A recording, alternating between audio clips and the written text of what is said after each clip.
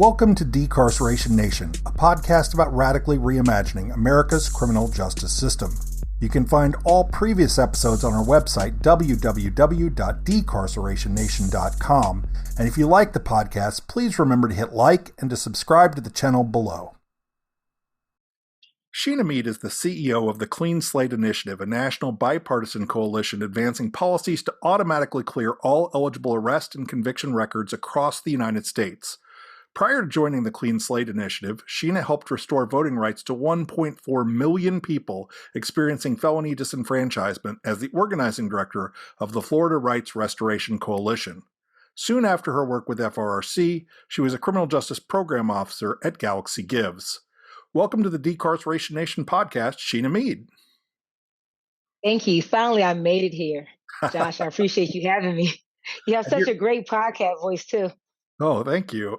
You're joining us from an exotic locale. Do you want to talk about the cool place that you're in right now? Yes, I am in South Africa. I'm in Johannesburg. And my husband is a Ford Foundation Global Fellow. And so they were having a meeting here this week. And I was like, well, you're not going without me. And so I came along in the cargo. And I've been working from South Africa, but yesterday I got to enjoy going into town and going to the Apartheid Museum.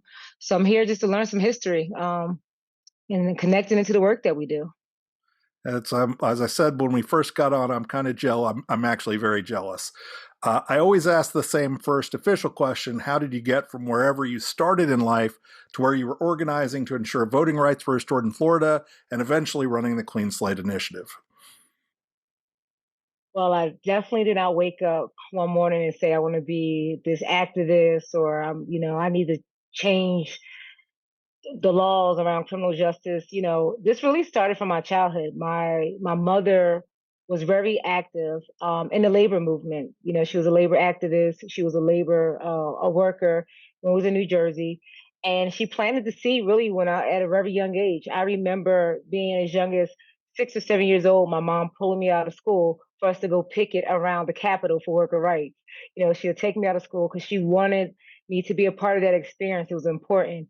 And she planted those seeds. And when I was around about 10 or 11, I remember making sandwiches for the brothers getting on a bus for the Million Man March. That was the march where 1 million Black men went to Washington, D.C., just to show that, they are a man and that their lives matter. This is way before the Black Lives Matter movement happened. And my mom would keep me engaged in these issues. And my sister, Solange, was big on, voter engagement and voter rights. And so when I was a preteen, when she was on the campaigns like Operation Big Vote, just to get people out to vote, just very nonpartisan, just telling people the power of their voice, she would take me along. And so from that point, in my teenage years, I got involved in community organizing and voting rights for Black Youth Vote. I was a Black Youth Vote coordinator, and I would go to all the spring bling and the spring break parties to go register voters. And I would go to the concerts, and I always think outside the box. And during that time, I didn't know about fellow disenfranchisement. I knew nothing about it. I didn't know what that word meant. It wasn't something we talked about. Definitely criminal justice wasn't that sexy topic that everybody talks about now. And I was trying to register some voters on the beach, at Spring Bling. And I remember a young brother saying to me, his exact words was, "I'm a 2-time felon. They won't let me vote. They won't allow me to vote." And that was my first interaction. And then a few times later, I heard somebody else come tell me they couldn't. They was not allowed to register to vote. And at this time, this was not something that they kind of prepared us for as we were doing voter registration. And so I started to look into it and realized that there was a long process to try to get your voting rights back. And so that was the first seed planted. And then, eventually I had my own lived experience, getting locked up and then meeting who's my husband now, who's formerly incarcerated, and he had a vision to restore voting rights. And that's what got me engaged in Amendment 4. And Amendment 4 definitely paved the way for me to lead the Clean Slate Initiative. Well, we've talked about Amendment 4 on the podcast before, oddly enough, with your husband. But can you talk about, from your perspective, how that campaign started and how you approached organizing the state of Florida?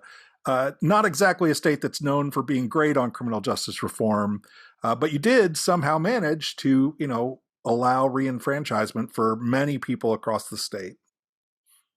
Yeah, so I mean, it definitely was a vision that Desmond had, and it was a vision that he had that a lot of folks, kind of said, well, God bless you. It's a great vision, but I doubt that you can make this happen.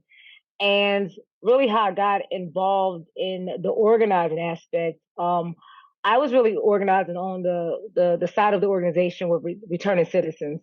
A lot of the organizing work with the voters and people happened with a young lady named Mila, who was, I call her, she was, the wizard behind the curtain. She was one of the masterminds behind Amendment 4 that assisted Desmond. And so she did a lot of the voter engagement. But the returning citizen side, there was this donor who came along and said, listen, I want to give y'all some money to get petitions collected because, we had to collect over 1 million petitions to get it even on the ballot. And the way most campaigns engage petitioners when they're trying to get people on the ballot, they go to the grocery store, they go by Walmart, they go in parking lots, they go to baseball games. I may And actually I have just been out in parking lots doing that many times in my life. Right. And it's like you like trying to like shoot at a ping pong. You're trying to like hope that somebody will stop to talk to you to get a signature. And in Florida, you have to, it's not just getting like a list of signatures on one page. It's one person per petition. They gotta be a registered voter in a certain district.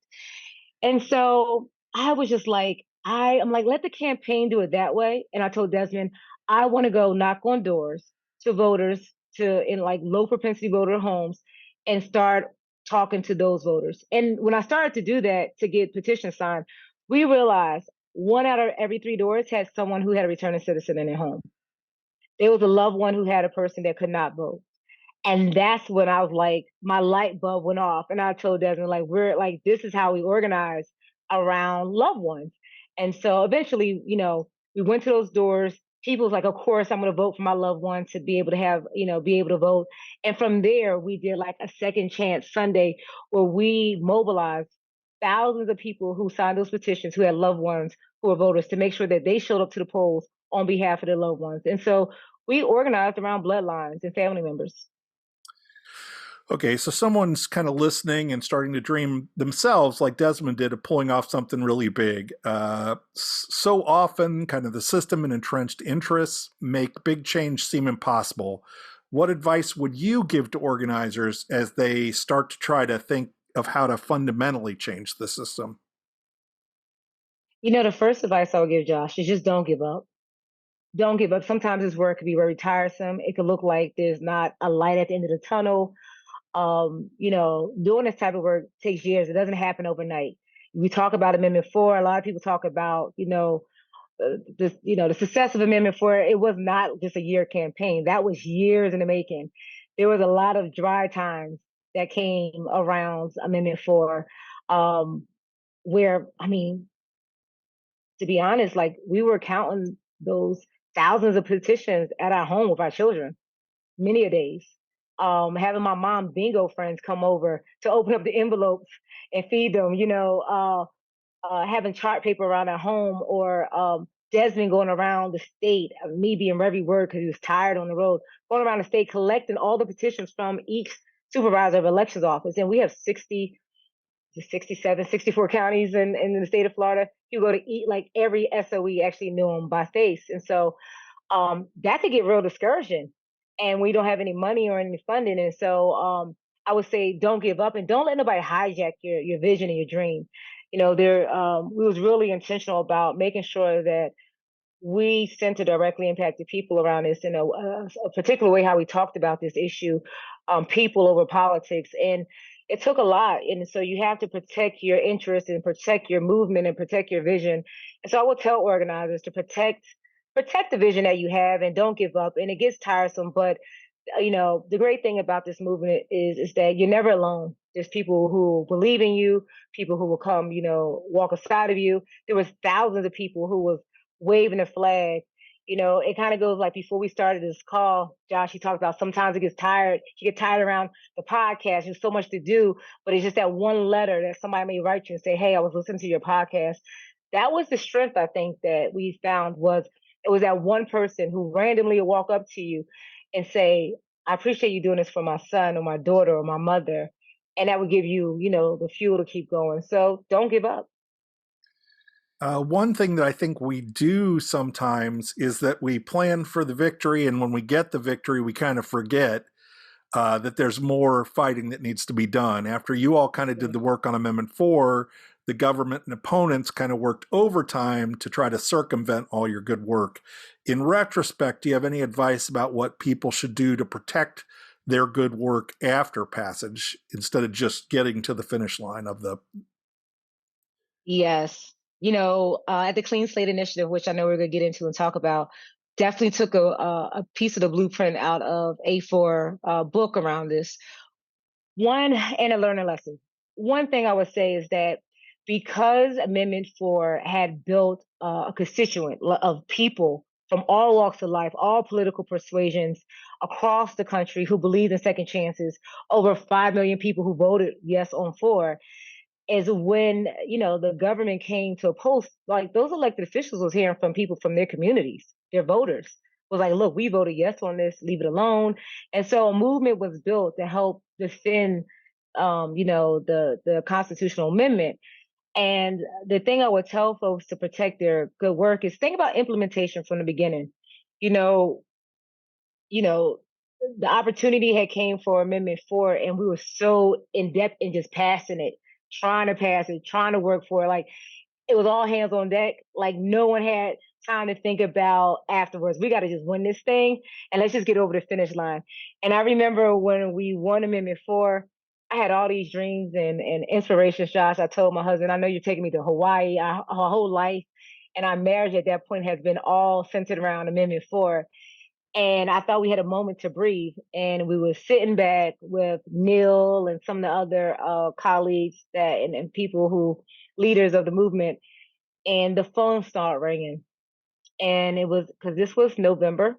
And so we're going on holiday break, and we think we're going to have a holiday break. And folks are like, okay. And reporters start calling. The law gets implemented January 7th. What is next? What is going to happen? And realize like all the weight I saw on Neil and Desmond, like, wait, we're not taking a break. They're like, no, we got to figure out this implementation. We don't know what's going to happen. And so, at the Clean Slate Initiative, we think about implementation the moment we start writing legislation and working with our partners from the front end and making sure that it's implementable, making sure we could defend the implementation, make sure that the things are there. And so I would say, think about it at the beginning. We've talked about Clean Slate on this podcast. I think the last time was 2 years ago. Could you talk a little bit about, just to remind people, what Clean Slate is and how it differs from traditional expungement, and kind of before we get into the Clean Slate Initiative specifically?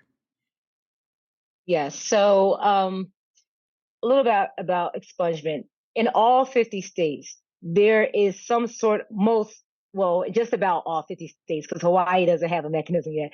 Just about in all 50 states, there are laws that allow people who is looking to get their record clear to petition to get their record clear. And it's petition if they're eligible, based on their offense, the amount of time they've been crime free, to petition to get their record clear.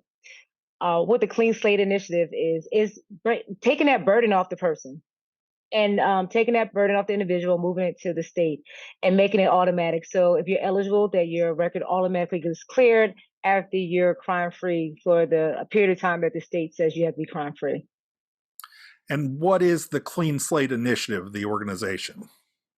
Yes, so we are the Clean Slate Initiative. We are a bipartisan national movement that works with state partners and organizations and coalitions to pass clean slate laws and help them get implemented by automatic record clearance.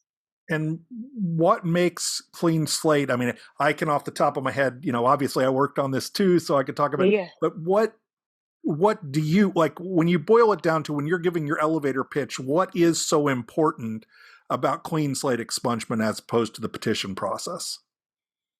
One thing that's so important, Josh, is that, once a person is eligible, that their record should be able to be automatically clear.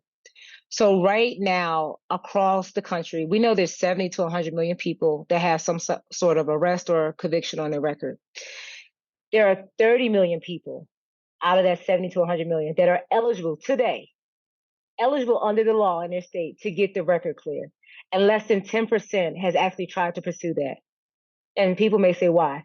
One, they may not even know they're eligible because the time periods and the wait. It's cumbersome, it's expensive. Like Louisiana, you have to pay $550 per offense to get your record clear. In Missouri, you have it's based on a judge's discretion, even if you're eligible. And so there's all these nuances. And so it's so important because what the clean slate law does is once a person is crime free, based on the state's definition of crime free, and they're eligible, the burden is no longer on a person. They don't have to go petition. They don't have to go running around with law papers and get a lawyer, pay all these fees. Their record will automatically be cleared. And how many states have clean slate laws now, as opposed to just, you said everyone, but Hawaii has the regular expungement?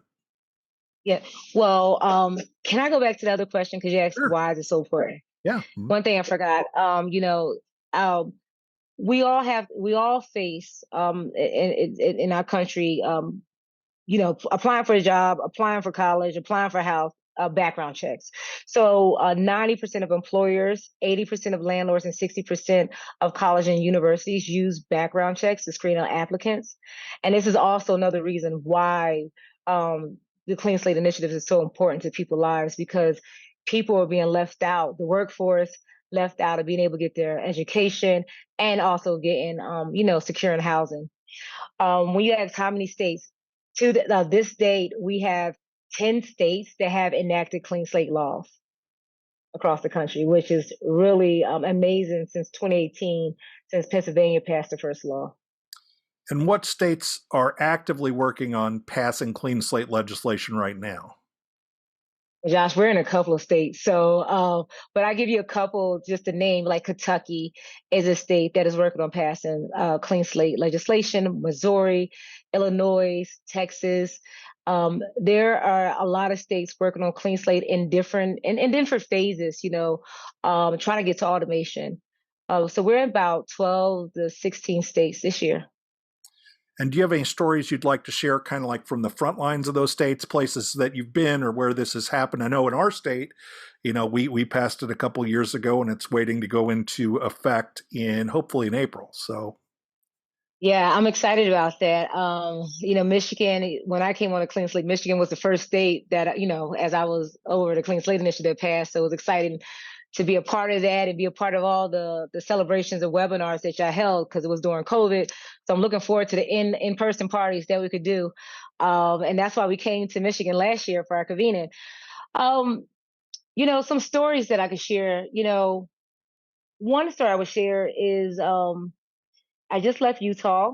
I'll be going back to Utah because the NBA All-Star event is happening, if anybody listens to basketball. But the Utah Jazz and the NBA Social Justice Coalition, supported the Clean Slate Initiative, Utah Clean Slate Initiative in Utah, and also the national organization. And they held an expungement clinic there in Utah a couple of weeks ago. And it was a massive expungement clinic, also to bring awareness to the folks who are still not eligible through the automation. They did a petition-based process, but they were trying to bring some awareness around why we need automation, because it was hundreds of people coming, trying to get the records clear and also tap into resources. But I met a young lady there who came from Nevada. And so I didn't realize Nevada was so close to Utah, but she was a returning citizen, someone who was directly impacted. And she was looking forward to getting her pardon and record cleared in Utah, but she was held back because of something that happened in Nevada. She is a superintendent, got a great contract at the airport as a contractor, and it was preventing her from being promoted to get other contracts because her record could not be clear. So that's one person I think about. I brought some stakeholders to Florida, where I live at, and also where I have a record and cannot get my record cleared until Clean Slate comes to Florida, because you're only eligible to get one non-conviction cleared in the state of Florida at this time, which there are millions of people who are eligible right now who could have full record clearance if they could just get that one off their record. But I was at an expungement clinic with FRC, and with the state attorneys and the public defender's office. And while we were packing up leaving, this elderly couple starts walking into the community center. And I'm thinking, like, they cannot be here to get the record clear. They must be here for something else. And this elderly man had, which I know now, like a really bad case of Parkinson's, and he was literally stumbling. So me and another person ran up to him to like kind of hold him up and sit him down in the chair. And the one guy went to go get him some water. His wife was there with him, and I was like, how can I help you? He's like, where do I go to get my record cleared? And I was just shocked. And I was like, you want to get your record cleared? And he was like, yeah, for both of us. And Josh, the only thing I could think about is that, many of the people that I saw that day were getting their record clear, like I said, because they're trying to get housing, trying to get employment. The thing that I could think about is just that this guy didn't want to die being defined by his record, right? Because, you know, um, I can't judge, maybe he does need a job or housing, but I doubt that. And just the humanity of it, that people don't want to be defined by their like a past mistake. And you see people who are trying to get the record clear that has had a record that has been like 30 years on their record, 20 years, and they've moved past that. And they're just shameful. And one thing I learned was like some of the folks were driving 30 miles outside the community to come to the expungement clinic because they don't want to run into a neighbor because of the shame that they carry. So these are the stories that I see and I hear, but also the success stories, like back in Utah, where a young lady said, get her record clear meant the world to her. She's now a homeowner. She's now the executive director of the Clean Slate Utah Destiny. And so there's a lot of success stories that I'm hoping that we could capture around the country now that, we're coming out this pandemic and able to meet people face to face. But there's so many success stories, but there's so much work we have to do.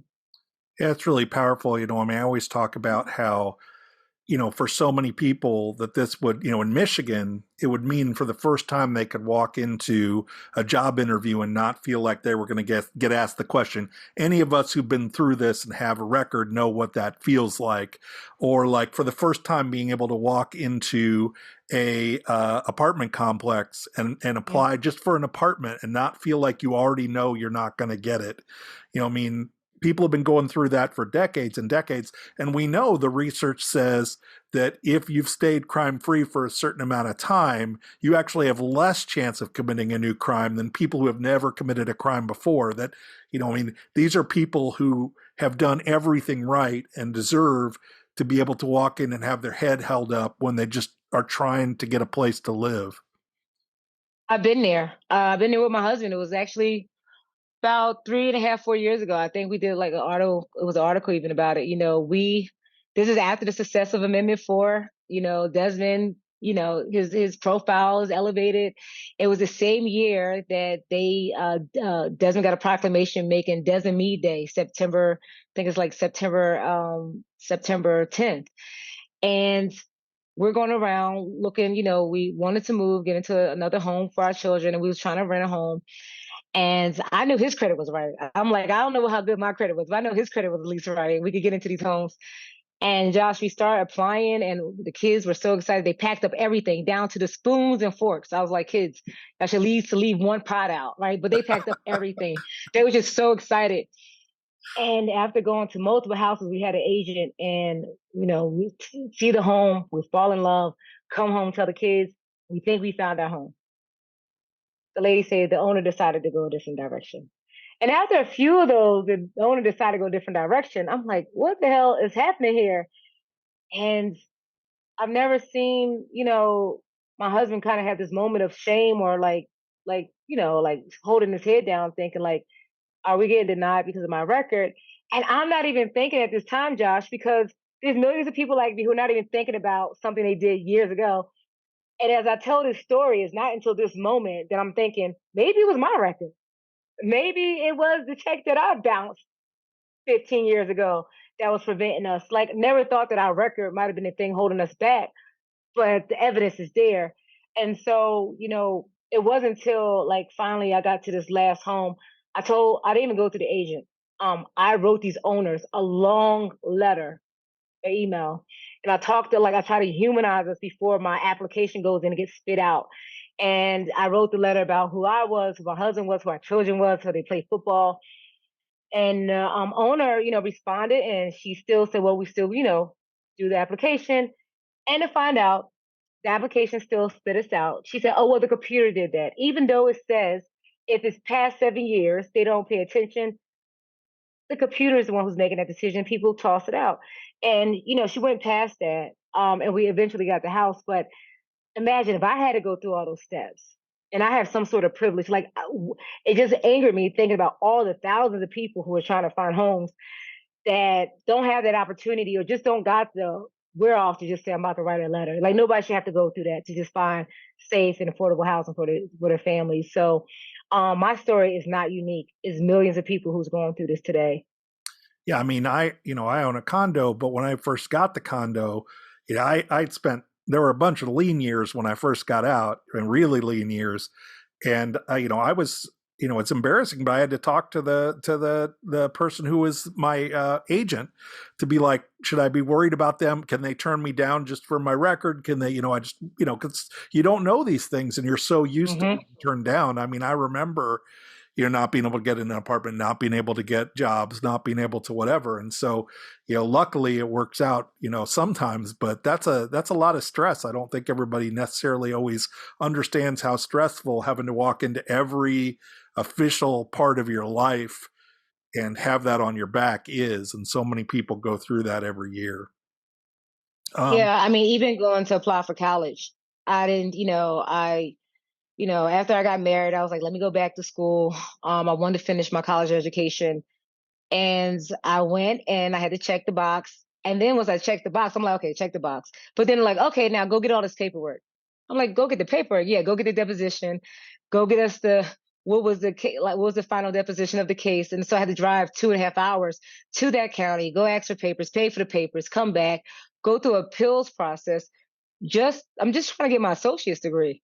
And so again, that was in those moments, I didn't realize how much that was wearing on me mentally, emotionally, on my children, on my finances. But yeah, I mean, people are going, and I'm just trying to change that. People shouldn't have to go through that when they turn a new leaf and they just trying to move on with their lives. In most of the states where Clean Slate is passed, the legislation has been bipartisan. I think that sometimes that gets some, people don't look so highly upon bipartisanship. But could you talk about why it's so important and how both sides of the aisle have bought in on Clean Slate? Yeah, I would just say that this issue has been a common sense policy for both sides of the aisle. It's a policy people get behind. I definitely say Clean Slate Initiative laws are the people over politics type of policies that people like to get behind. Because it impacts so many people, Josh. I don't care if I'm walking through Democratic halls or Republican halls talking to legislators, going through an office. I have not yet gone to one office in DC where someone has not, after I'm share my story or share stories from the field, that someone says, you know what? My buddy from college, my cousin, or myself. I've met Congress people who have their own stories. And so it is definitely an issue that folks get behind. It's definitely an economic argument behind this. Bringing back taxpayers back into the base is a workforce development issue. Um, it's just an issue that people get behind. And I mean, there's so many different committees that get behind this issue because it intersects with so many issues that folks care about.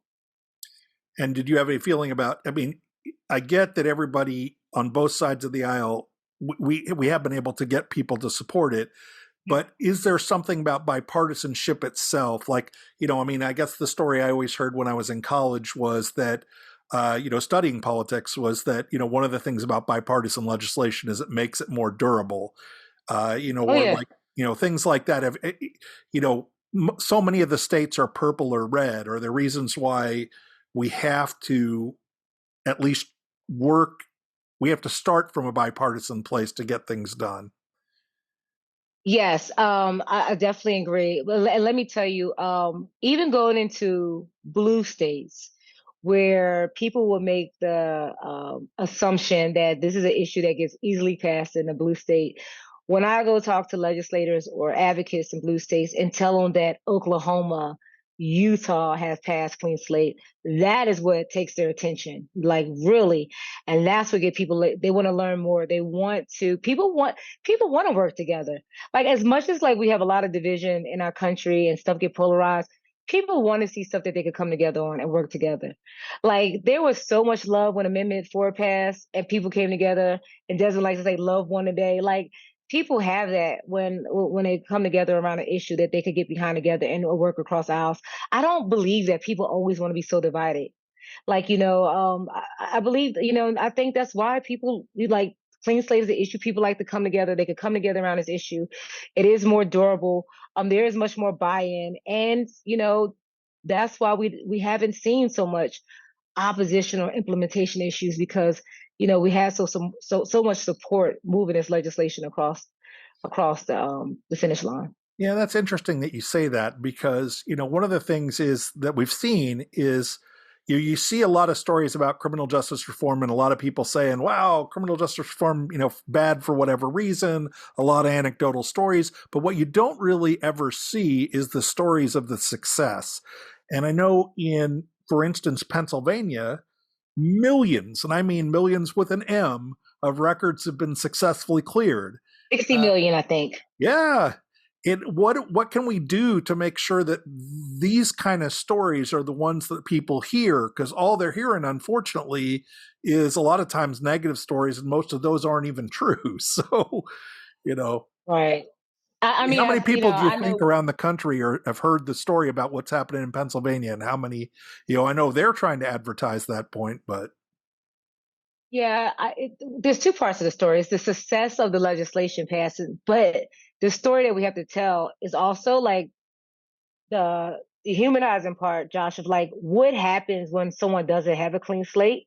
Because I think that becomes shocking to people. Like when you give the stats to people, how many people are removed from trying to get housing, employment, jobs, or when one and two children have a parent with a record, or when you tell people how many people have a record, how easy it is for somebody to have a record, how it sticks with them, people are like, that's just messed up, right? And then you show them how it impacts their community or person and how it just trickles around.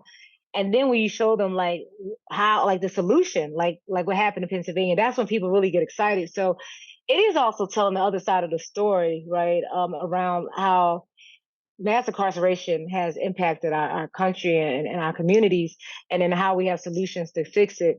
And so it's telling the whole story, but I'm committed to telling the stories of the successes of Pennsylvania and Michigan as we start implementing there in Utah. But it's also like the narrative change work that we have to do as a movement, like what you're doing, Decarceration Nation, coming on podcasts, talking about it, capturing real people's stories, and and also getting legislators, lifting them up when they do right by passing legislation like this because they love to, be toted up on great legislation that they pass in the communities and supporting them, and our organizations and partners when legislation passed. So I think we just have to all do it together and just making sure that we're pushing to tell the stories. And now that, in this new season when we're able to again capture stories, get out there on the ground grounding, I think there's opportunity for us to like really share the success of Clean Slate and how it could like impact millions of lives generationally. and you said earlier that you had your first convening in Michigan last year, which luckily I was able to attend. You're having your second national convening in early June in Oklahoma. Would you like to talk about that event and what people should be looking forward to? Also, why Oklahoma? I think you mentioned it a Yes, little bit before. we had so much fun in Detroit, and it Oh, I was should so probably mention empowering. I spent a lot of my life in Oklahoma, so this is my parents and Oh, really? my family all lives Oh, in Oklahoma. So yeah, so we know we can see you in Oklahoma then, right? there's a good chance. We're There's a good. Better see you in Oklahoma. We came to your state. We came back to your hometown first last year. Yeah, Oklahoma. Why Oklahoma? We want to show like also the contrast and wins. Like we was in Michigan, we was in which is considered a blue state. Now we're going to a red state where we had success, and Oklahoma is starting to implement, a clean slate there. And we have some great advocates that when we talk about bipartisanship that came together that are very uh, oh, unlikely bedfellows that came together to pass Clean Slate. I'm really excited to go there and convene our advocates, directly impacted people, stakeholders, and really come together and show that this is a movement that's happening across the country, and bringing people together for learned lessons, like learning from the coalitions in Michigan and Utah, and even bringing together maybe this year some agency folks, and learning and researchers. And so it's a great opportunity. I'm looking forward to us really bring a lot more people together. I think we had about 175 people last year, and that was our first time, and we were just like, let's just do this thing. We just took a leap of faith. And so this year we're looking to 250 people come together in Oklahoma, and really hoping to really get folks excited about what's ahead in all the new states, and especially states where we are not actively working, who are interested in clean slate. We want them to come to the table as well, so they can learn and really understand what makes good clean slate laws.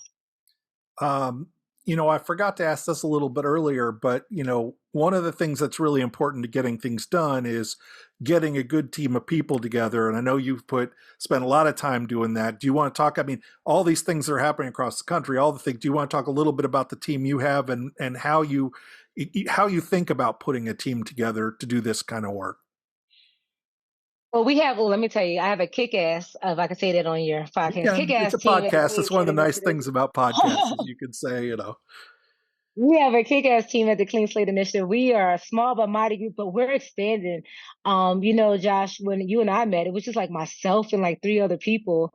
And by the end of the year, we probably will be staffed up to 30 folks by the end of the year. And so we're bringing on. We just hired a legislative director. I'm so excited about a research director that's going to really like dig into some of the research. We have our campaigns team that digs in, but it's not just about our team. It's about the teams that we build and bridge gaps together in the states. And so the secret sauce about the Clean Slate Initiative is not just our team. It is how we work with state partners. It is really coming into a state, working with people that's on the ground, who's been doing this work for years, who want to move clean slate legislation, who has the relationships on the ground, who wants to move legislation, and bringing them together with business, faith, community, directly impacted groups, grassroots groups, and advocates to bring together a very strong, durable coalition that can move legislation. So really the secret sauce, as much as our team wants to take credit and we are kick ass, it is working with these great state partners on the state level. And our national partners. We have some great national partners, from CAP to Right on Crime to ACU. And so we have a broad coalition. And I think that's a really unique thing about the Clean Slate Initiative. We've just gotten past, thankfully, an election season where criminal justice was also often on the ballot. Uh, we've talked a lot about specific parts of the movement, but do you have any thoughts on where we are as a movement and what we're going to need to do as an entire criminal justice reform movement across the country to get past kind of this never-ending politics of tough on crime that just seems to no matter what the facts are, we're going to hear the same stories over and over again. Yeah, if anybody out there knows the answer, y'all call me and let me know. Because I don't. I We're think all trying to figure we it all out. struggle with that for sure. Yeah. We're all struggling. We're all trying to figure it out how to get past this narrative. And to be honest, ever since the elections ended, you don't hear all this tough on crime stuff anymore as much. Like I haven't really Shocking, heard right? anything. It's like the plug got pulled. It was like, what happened? And so, I just think we just have to do better in counteracting those messages and those narratives, and get out there and tell our stories. And in places where you know if crime is rising, but we're not saying that that crime is not happening in places. Like, it's not us denying it, but it's also, let's talk about the reforms we have done to help um, um, lower recidivism, and also lower the crime rate, and how things are better and how recidivism is low. Like, we have to do better telling our story and successes. Kind of go back to what you said earlier, like what was happening in Pennsylvania. Did we talk about all the jobs that people have now? Have we talked about all the opportunities that are now there? And so I just think, media and movies and stuff is sensationalizes stuff, and in the elections times it just bubbles up. But I will say that after the elections happened, I haven't heard as much of this tough on crime. And it's unfortunate because we see, because of the tough on crime narrative, that legislators and elected officials shy away from passing really good reforms because they're worried about getting reelected. And so, how can we work with our elected officials and also, work with them around this narrative stuff and give coverage and stuff? So, we're all trying to figure it out, Josh. Yeah, that's definitely true. So, what else should people be looking forward to from the Clean Slate Initiative in 2023 and beyond? Well, I would say that there's going to be some big announcements coming around Clean Slate Initiative prior to our convening. The biggest thing is that we have momentum. There are states that are reaching out to us left and right, and states that we're working with, and we realize that we do not want to stop until every state is on a pathway to automation, until we could get folks a second chance to get their records automatically cleared. So, 2023 and beyond, we're looking to really move the federal legislation. There's an opportunity on a federal level where there's no mechanism to get your record cleared or petition to get your record cleared at the federal level. And so, we're really excited about trying to see some more movement with our National Clean Slate Act bill and the Fresh Start Act and working in states across the country. And so I just tell folks, if you want to get involved in this movement, to definitely to go to cleanslateinitiative.org. We'll connect you with our active campaigns, with our great partners on the ground if you want to learn more about the work that we're doing.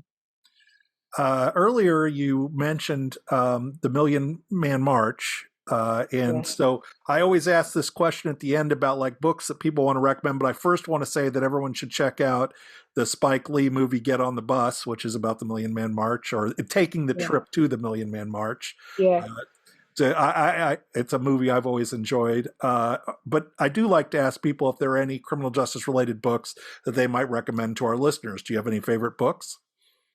I do have a favorite book, Josh. It may surprise you, but it's Let My People Vote.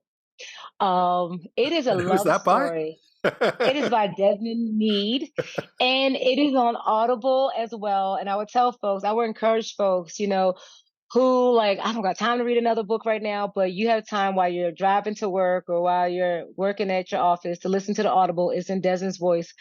But, it is it's not just about criminal justice reform. It's about people coming together around the issue that they care about, around second chances, around love that ultimately gave 1.4 million people back the right to vote. And so it is definitely an inspiring book. Let you know that we can talk to people from across the aisle and folks unlikely bedfellows to make change in our world. And I definitely it's encourage folks to check out Let My People Vote.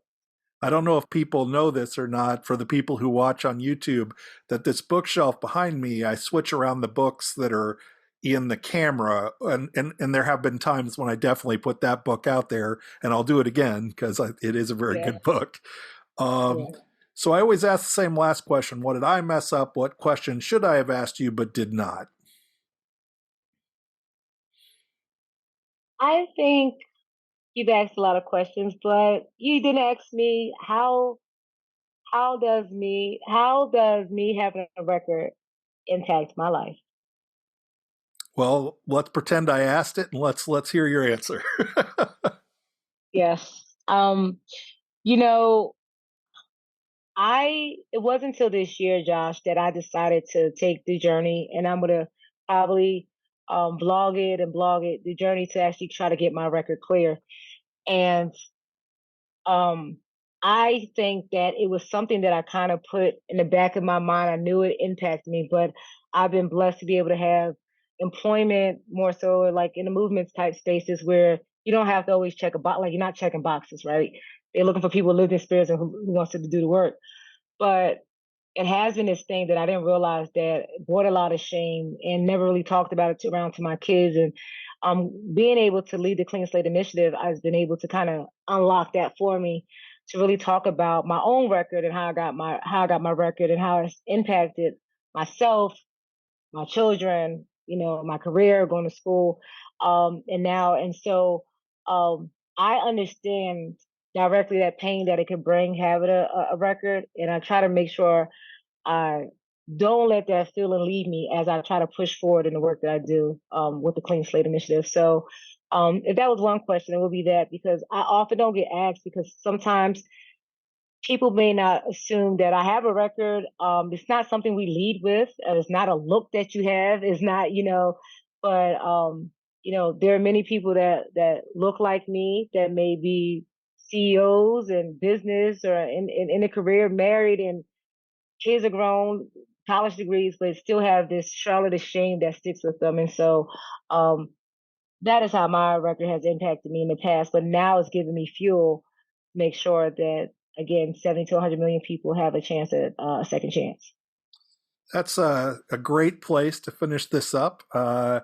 Thanks so much for doing this. I really appreciate you taking the time, and I hope you have a great time in Johannesburg. Josh, I appreciate you finally having on. I know I kind of stalked you and chased you around in Detroit. Was like, when the other meet is going to get on here on Twitter. But I'm a fan of your work, and so I appreciate being on the podcast, and continue to do the great work you're doing, getting stories of real people out there. Well, thanks so much, and I really am glad we finally. I'm sorry it took so long to get you on. All right. All right. Thanks so much for listening to the Decarceration Nation podcast. You can learn more about this episode in the notes or visit our website, www.decarcerationnation.com. If you enjoyed the podcast, please subscribe, and please like this episode and leave comments below. Special thanks to Andrew Stein, who does the editing and post-production for me, to Ann Espo for helping with our transcripts and social media images, and to Alex Mayo, who helps with our website and does the video transcription. Make sure and add us on social media and share our posts across your network. Also, thanks to my employer, Safe and Just Michigan, for helping to support the Decarceration Nation podcast. Thanks so much for listening to the Decarceration Nation podcast. See you next time.